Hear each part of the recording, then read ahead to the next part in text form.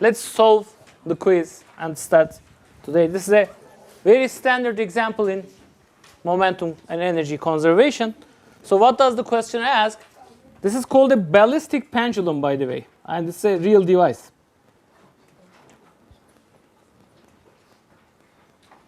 How do you measure the velocity of a bullet if you know its mass? That's the device which actually measures the velocity of a bullet. So what's the arrangement? My bullet hits the big mass m, and then they together actually rise up to some height h. Now, I'm going to separate this motion into two parts. First part is collision. So basically, what I have is that this bullet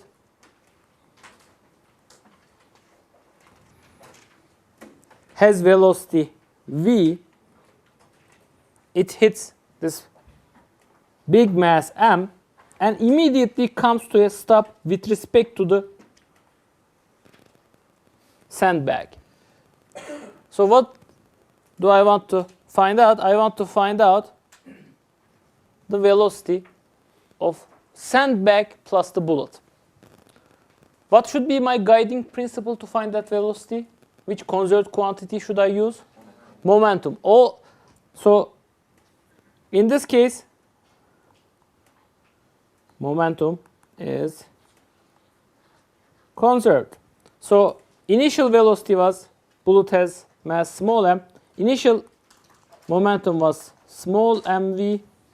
Final momentum is small m plus capital M times capital V. They should be conserved. So what do I find? I find the velocity of sandbag plus bullet as m divided by small m plus capital M times velocity of the bullet. In the second part, that's the pendulum part. In that case, I have my ceiling, I have my pendulum with a weight of m plus capital M, and initially it has velocity v. I'm asking how high it's going to rise.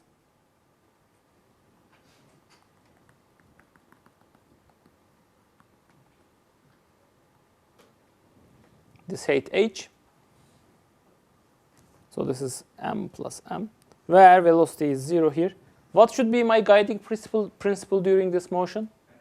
Energy is conserved. Is momentum conserved here?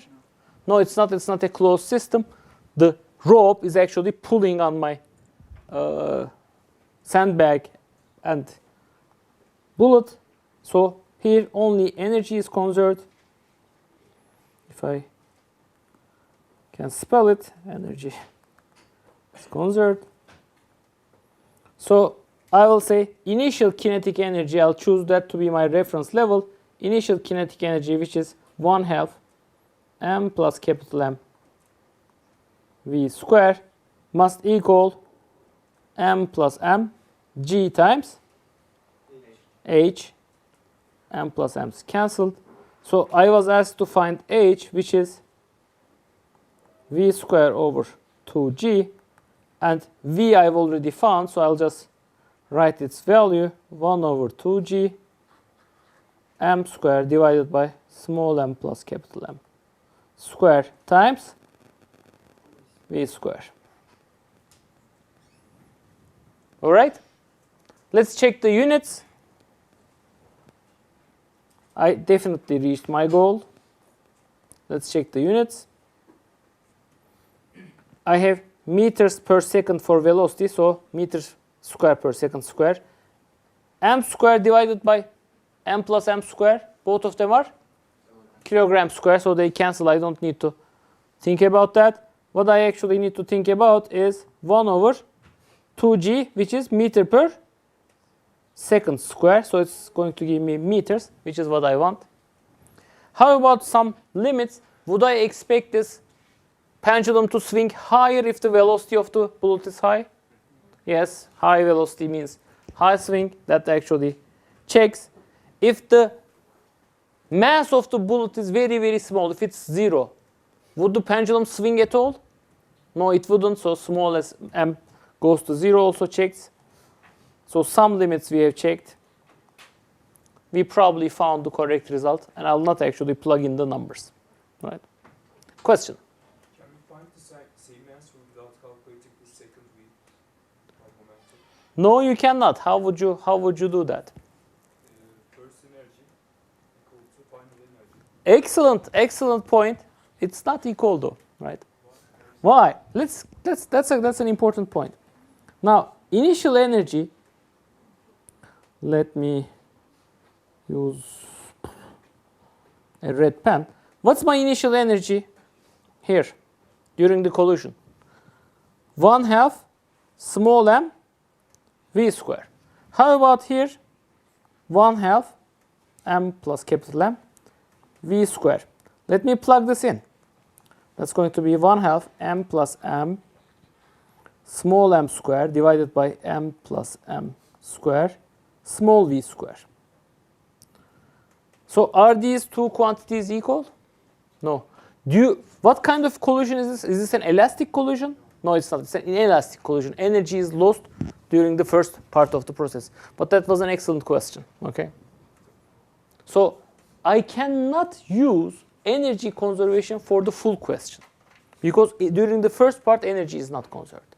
I cannot use momentum conservation for the full motion, because in the second part momentum is not conserved. But if I split the motion into two parts, in the first part momentum is conserved, in the second part energy is conserved. All right? Good. I think actually we have spent a lot of time talking about momentum. Let's talk about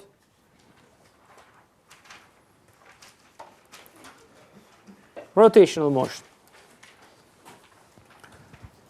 We're, as you might expect, 3 lectures back of other sections, right? Because I was away for a conference. Now, on Thursday at 8:40, there's a lecture instead of a recitation. Okay, so please do show up for the recitation hour. Okay, I'll be holding a lecture, and so for the next 3 lectures, I'll go over the rotational motion concepts, solving again as many examples as possible. And on the 4th hour this week, I will actually do a review for the exam. Okay? So let's start talking about rotational motion. And first, talk about rotational quantities. Now, let's say that I have a general object that's fixed around a pivot point, and it can actually rotate around that point. How would I characterize that rotational motion?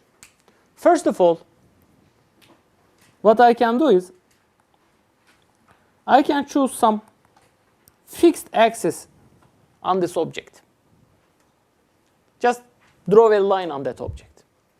And I will talk about the orientational position of this object as some angle theta that line makes with the x-axis.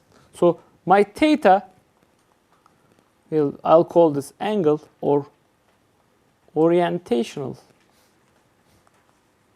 position, sometimes angular position.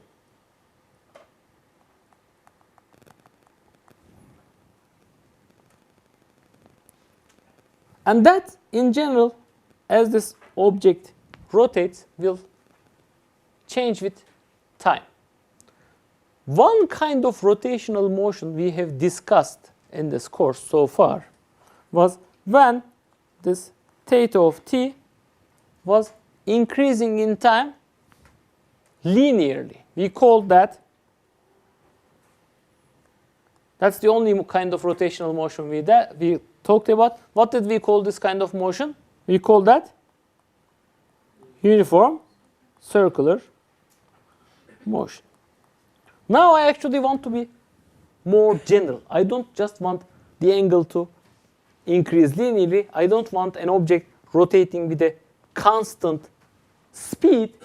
What happens if this object can accelerate in angle, slow down, do all kinds of motion? So now theta of t will be any function, any smooth function at least. Okay?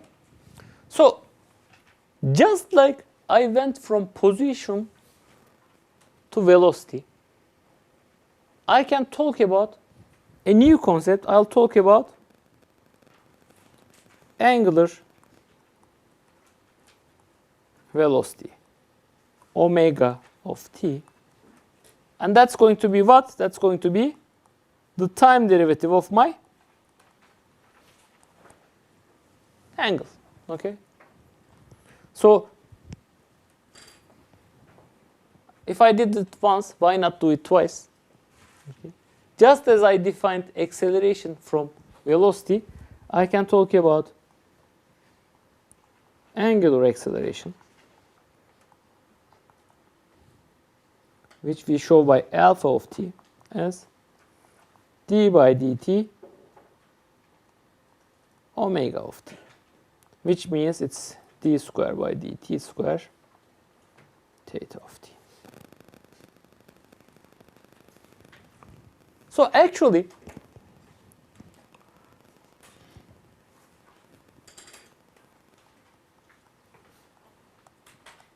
in rotational motion, I have alpha of t, which in linear motion is similar to acceleration. I have angular velocity, which is similar to velocity. And I have angular position, the angle, which is like position of t. So pretty much all the kinematic equations you know about linear motion, you can translate to angular motion. Okay. You can actually do this quite easily. So all kinematic formulas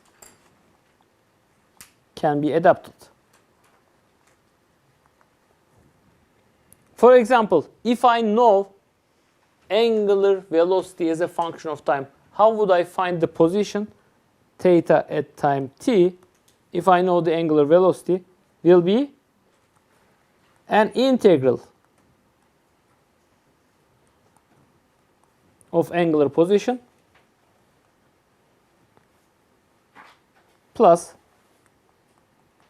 the position at time t equals to 0. Okay. Anything you basically wrote down, all the equations between x and v can be adapted to theta and omega. Okay. By the way, this symbol is not W. It's the Greek letter omega. Okay. W is like this. That's omega. It's curly. All right. Now, before we go into the history of symbols, let's stick to physics. For example, if I have constant angular acceleration,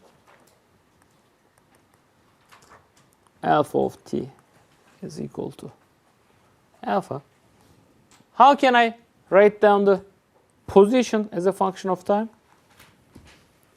Well, just like how did I write x of t if I had constant acceleration? It was 1/2 a t square plus v0 t plus x0, right? So essentially I can translate that to rotational quantities. I'd say it's going to be 1/2 alpha t square plus omega 0 t plus theta 0. So if you remember what happened in linear motion, you can easily translate back to rotational motion, right? So kinematics is simple. But let me talk about units. What's the unit for theta? Okay, so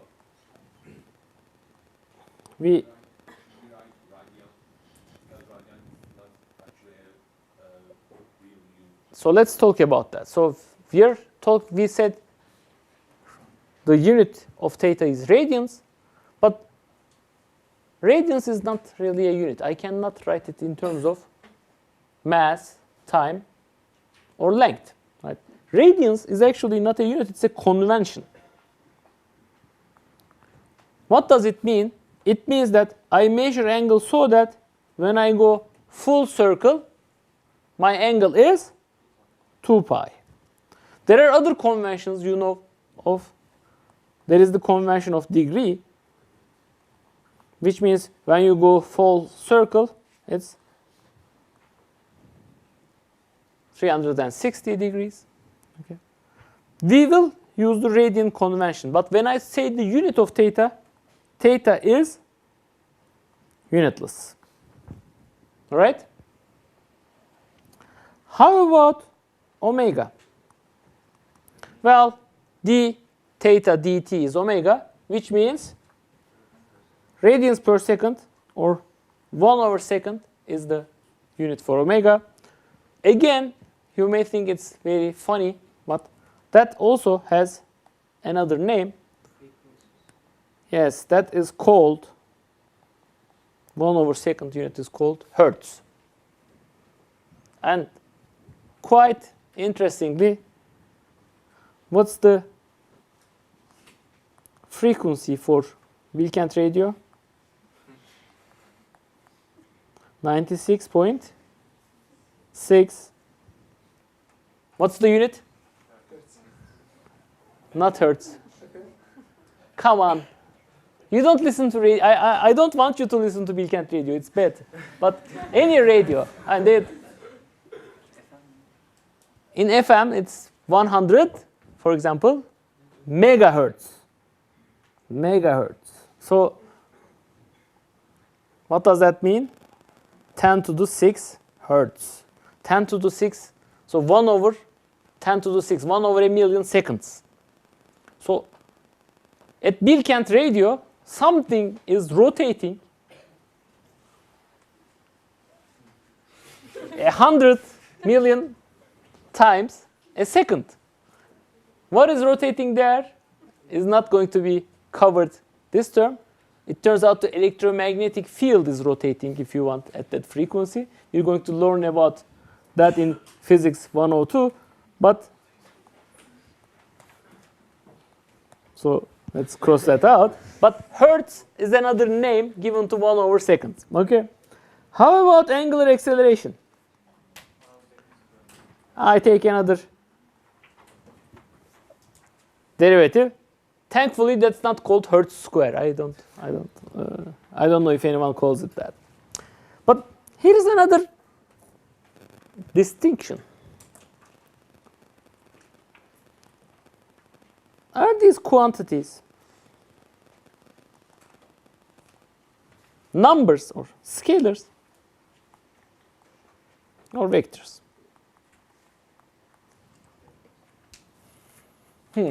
Now, that doesn't have a simple answer. Let me tell you what they are. If I have only one fixed axis, and I am basically just doing rotation around that axis, I can call any counterclockwise rotation positive and clockwise rotation negative. Okay. So basically, if I just look at that angle, theta,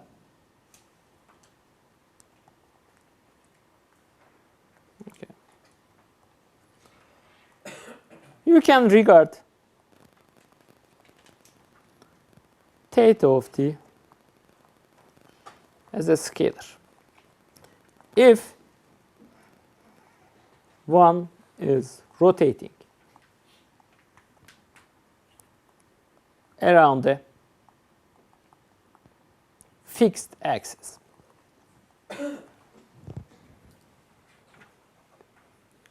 similarly, same for omega of t, alpha of t. So if I have just one rotation axis in my problem, I don't have to worry about if these are vectors or scalars. And we already know this. When I have one-dimensional motion, if I am sure that my object move along one line only, I can regard position and velocity and acceleration as just numbers, as scalars, right? In one-dimensional motion. But in reality, it was just one component of a vector that we were looking at. If you have more complicated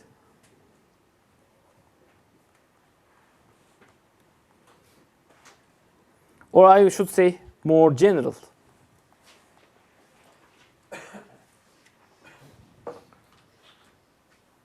you should regard angular velocity and angular acceleration as vectors. And how do I determine that vector? For example, that object moving around that axis, rotating with angle theta, I'll say that its angular position is a vector coming towards me. So I put my right hand in the direction of rotation and my thumb shows the angular vector. So if I try to draw the same thing three-dimensionally, so if this object is moving with theta, the vector theta is pointing perpendicular to the sense of rotation or the plane of rotation. It basically points along the axis of rotation. Okay.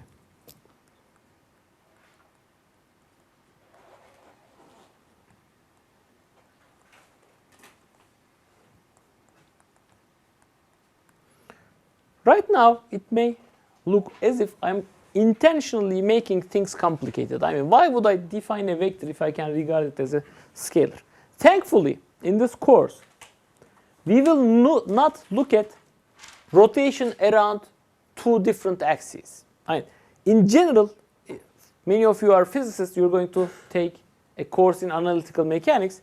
If I throw a three-dimensional object up, it doesn't rotate around a one fixed axis. It actually rotates around two axes.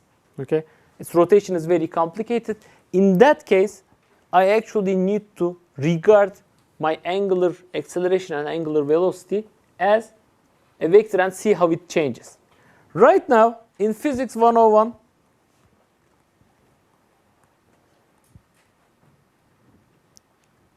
we can mostly use the scalar notation.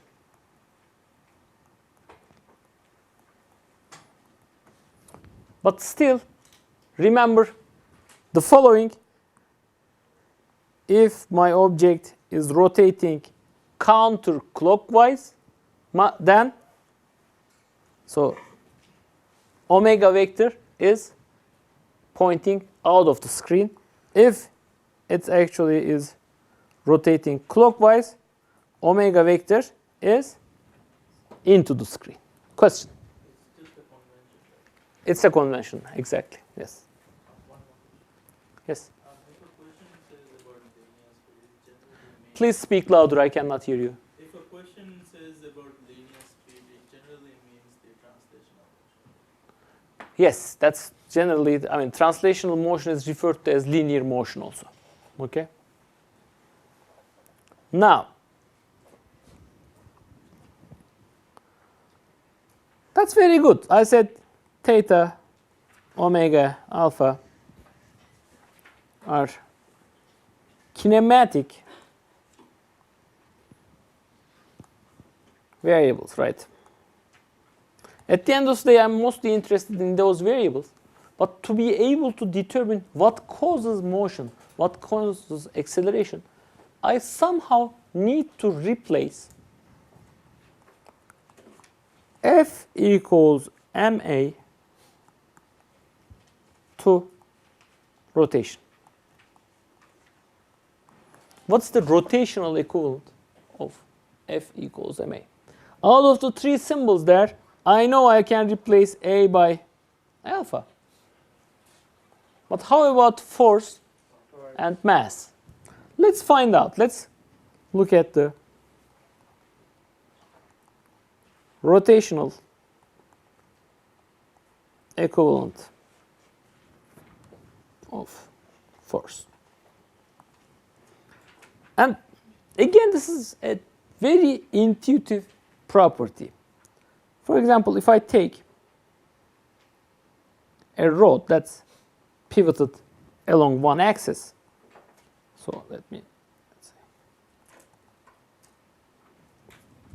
I know a few things. First of all, if I apply a force which is directed along the line from the pivot point, this force, would that cause rotation? No rotation. If I apply a force exactly at the pivot point, would that cause a rotation? No. So somehow both of these cases should give me zero equivalent force for rotation. Okay. However, if I apply a force like this, it's going to give me some rotation. And here is the thing. I need two things. I need some distance from the pivot,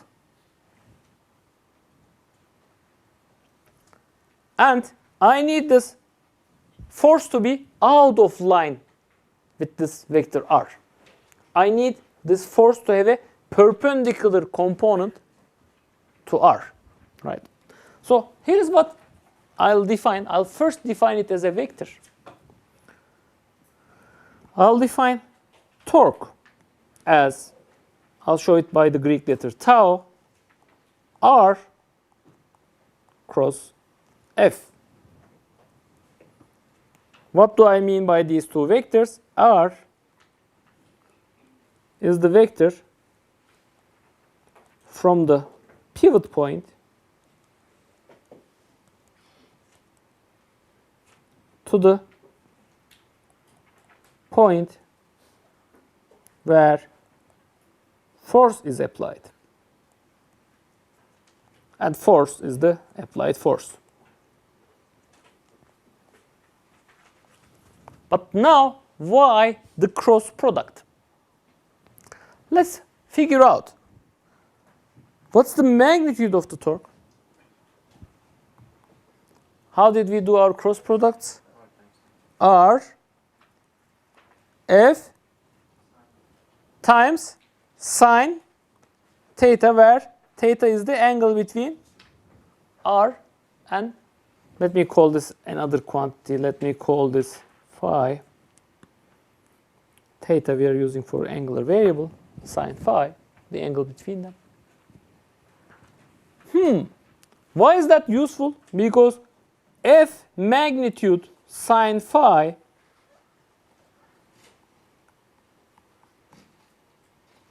measures the perpendicular component of the force to the r vector. So this is good. If my force is in line with r, just like this, here my r vector is non-zero, my force is non-zero, but the angle between them is 0. Sine theta gives me 0. That's why it actually gives no torque. Okay? So sine theta is a measure of the perpendicular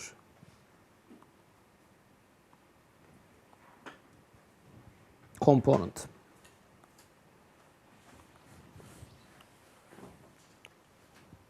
Now, how about the direction? If I actually talk about torque is R cross F, what does that give me? Here is my R vector. Here is my F vector. How did we do R cross F? I put my hand along R. I can orient it anyway, but I would like to close my fingers towards the second vector. So R cross F is coming out of the board. Coming out of the board means counterclockwise rotation. So this torque is causing counterclockwise rotation. Does that make sense? It makes sense, obviously. If I pull this bar, it's going to start rotating counterclockwise. That's why also the direction, the right-hand rule, actually gives me the correct convention. That's why I chose my variables as vectors, if you want. Okay, so the direction can be used to determine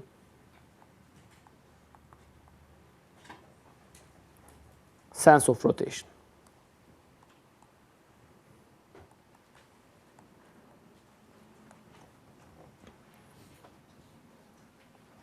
Let's solve a simple problem. Let's say that I have a pulley with two radii. So this is like a, if I try to do a three-dimensional drawing, it's a wheel. As you see, I'm terrible at three-dimensional drawings.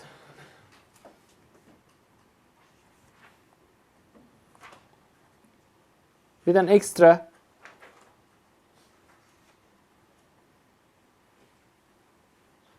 piece. Okay. And here I'm hanging one mass M1, and on the other side I'm hanging another mass M2. So these ropes go through it, go around those axes. So here is my M2, and here is my M1. What should be the ratio of M1 divided by M2 so that the system is in equilibrium? Well, you probably can just tell me the result if I ask you, right? But let me try to solve this slowly and use that concept of torque. Now, if the system is in equilibrium, nothing is moving, what should be the tension in that wire? It must be M2G so that M2 doesn't fall. How about the tension in the other rope? Again, it must be M1G. Now, I'm looking at the forces on the pulley.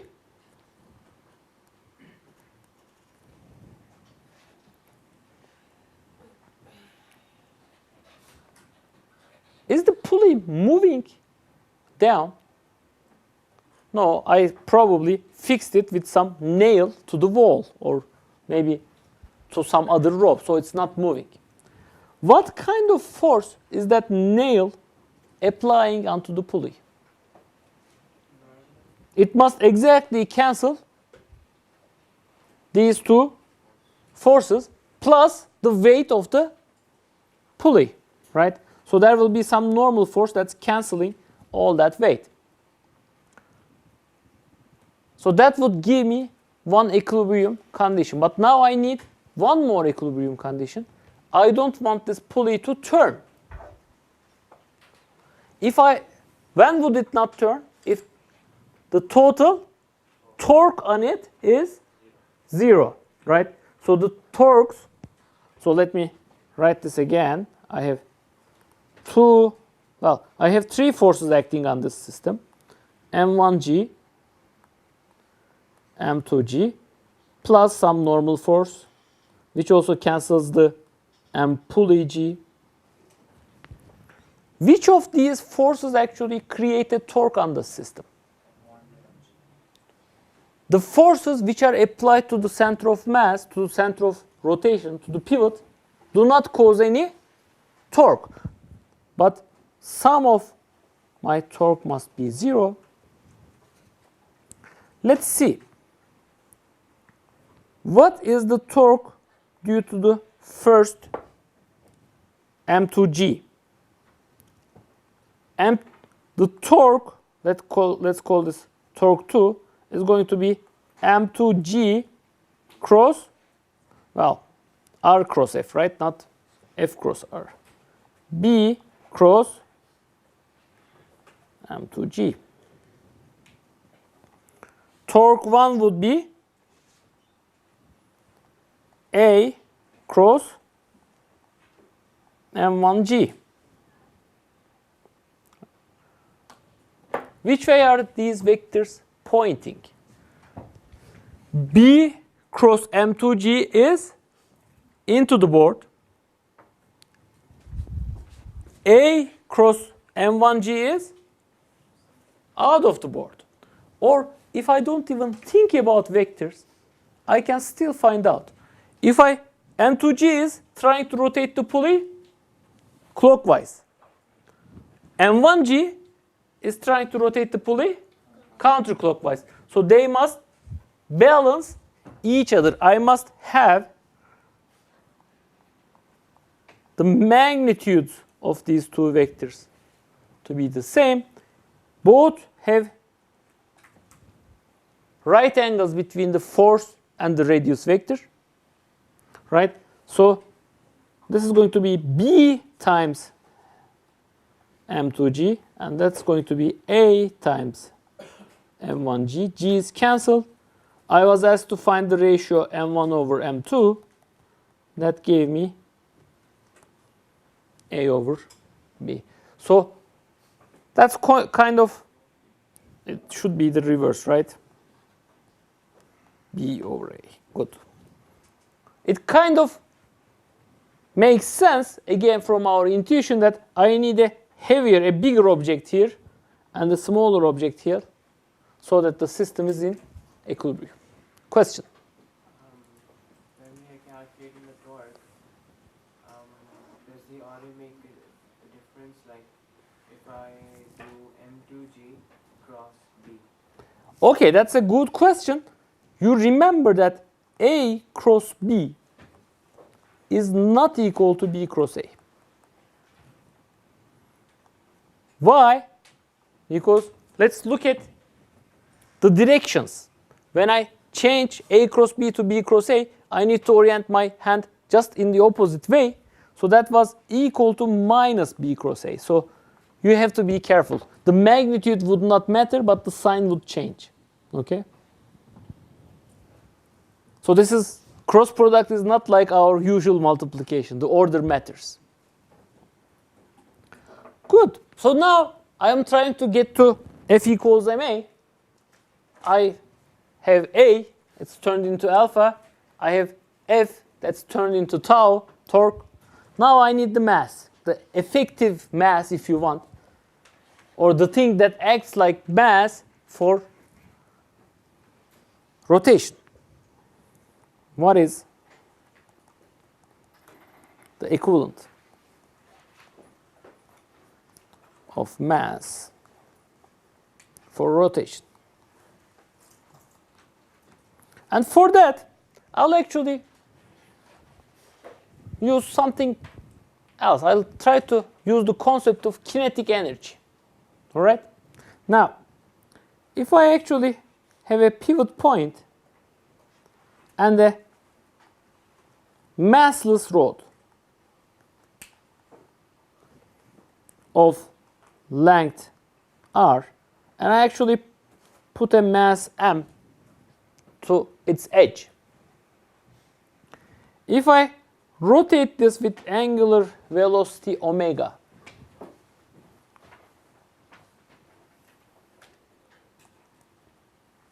What is the kinetic energy of the system?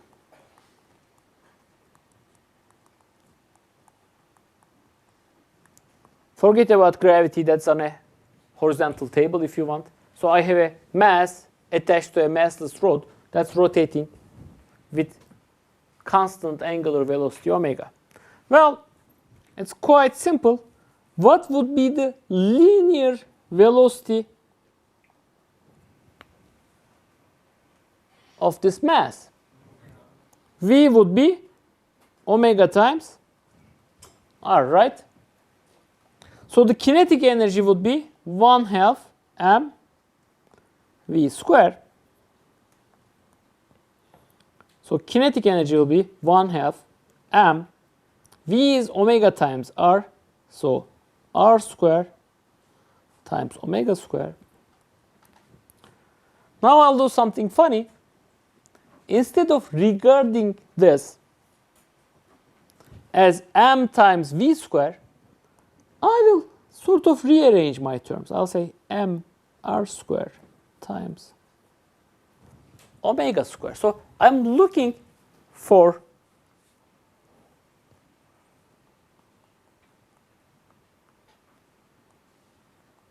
rotational kinetic energy, and my rotational kinetic energy will be 1/2 times what I'm looking for is the effective mass for rotation. I'll call it I omega square, and apparently for this system I is m r square. That quantity is called moment of inertia. That's an archaic name, but the only thing you should actually think about I is it acts like mass for rotational motion. Okay.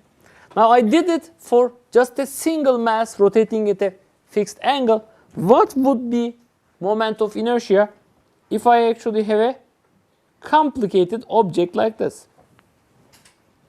If I have, now, why are we teaching you calculus? Because if you can do it for a single object, you should be able to do it for an extended object. How do you do it? Integration. Excellent. So I can actually think of any complicated object as if it's made up of small masses dm.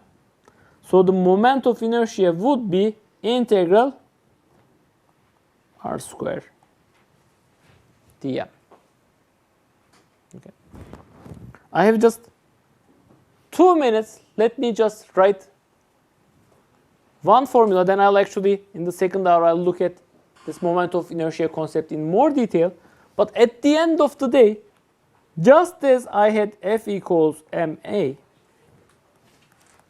I will translate that to torque equals I times alpha. And that's going to be my central equation for rotational quantities. All right.